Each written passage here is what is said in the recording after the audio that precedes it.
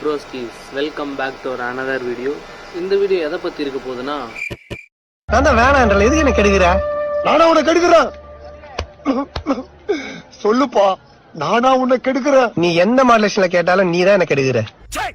S, நம்ம எப்பெல்லாம் மோட்டிவேட்டடா இருக்கணும் அப்படின்னு நினைக்கிறோமோ அப்பெல்லாம் தடங்கனா வர்றதே இந்த ஃபோன் மட்டும்தான். அதை பத்தி தான் இந்த வீடியோல ஃபன்னா கொண்டு போக போறோம். வீடியோக்குள்ள போலாம்.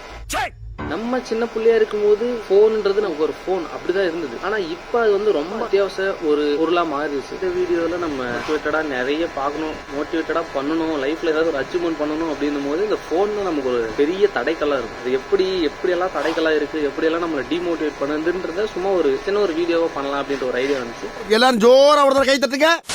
ஸோ நம்ம மோட்டிவேட்டடா ஒரு விஷயத்தை அச்சீவ் பண்ணணும் அப்படின்னு போகும்போது தடைகள்லாம் வரும். இந்த போன் ஒன்று எப்படின்னு பாத்தீங்கன்னா, நமக்கு அந்த தாட் வரும், போன்ல இதை பாப்போம்டா, இதுக்கு இதை வேற பச்சுன்னு கொஞ்ச நேரம் இப்போ ஒரு 10 நிமிஷம் போன் பார்த்துட்டு வந்துருவோம் அப்படின்னு புக்கை வச்சுட்டு இப்படி போவோம். பார்த்தா போன் ஒரு அரை மணி நேரம் யூஸ் பண்ணுவோம். சரி ஓகே படிக்கலாம் அப்படின்னு போவோம். சரி இன்னொரு அரை மணி நேரம் தான் யூஸ் பண்ணுவோமே அப்படின்னு யூஸ் பண்ணுவோம். அப்படியே அரை மணி நேரம் சேர்த்து அப்படியே ஒரு 4 மணி நேரம் ஆயிரும். அப்படியே விடிஞ்சிடும்.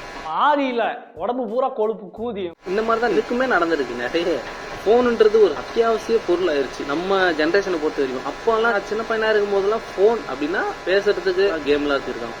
ஆனா இப்போ போன்ன்றது ஒருத்தரோட உயிர்னு சொல்லலாம். அந்த மாதிரி ஆயிடுச்சு. ஒருத்தருக்கு போன் இல்லைன்னா நான் உயிரோட இருக்க மாட்டேன்டா, போன் இல்லைன்னா செத்துருவேன்டா. எனக்கு தெரிஞ்ச பையன் எல்லாம் போனுக்காக மாத்திரை எல்லாம் சாப்பிட்டுருக்கான். அந்த அளவுக்கு ரிஸ்க் எடுத்து போன் வாங்கணும் அப்படின்னு எதுவும் கிடையாது. உடனேயோட ஒரு தட்டி பொச்ச மூடி ஸ்கூலுக்கு போடா அப்படின்னு நீ விரட்டி இருந்தீங்கன்னா இன்னைக்குவே இந்த மாதிரி வளர்ந்து நின்றுப்பானா?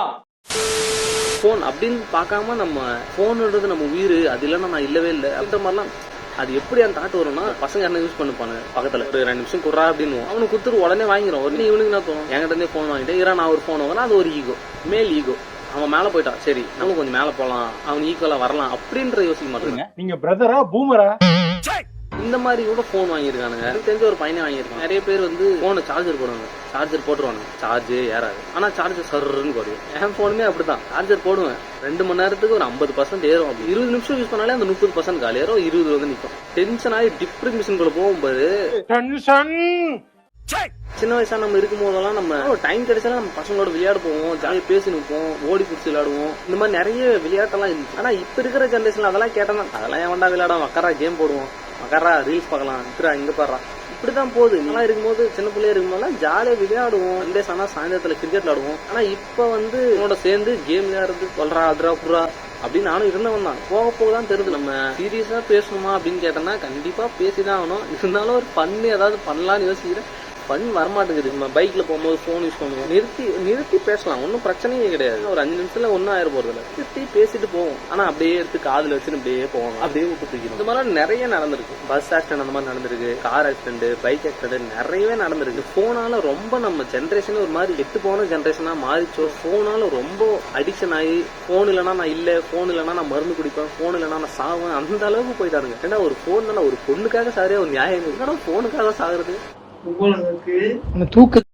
போனுக்காகலாம் எவனா சாவானாடா, உங்களை வச்சு நான் எப்படா முன்னேறது.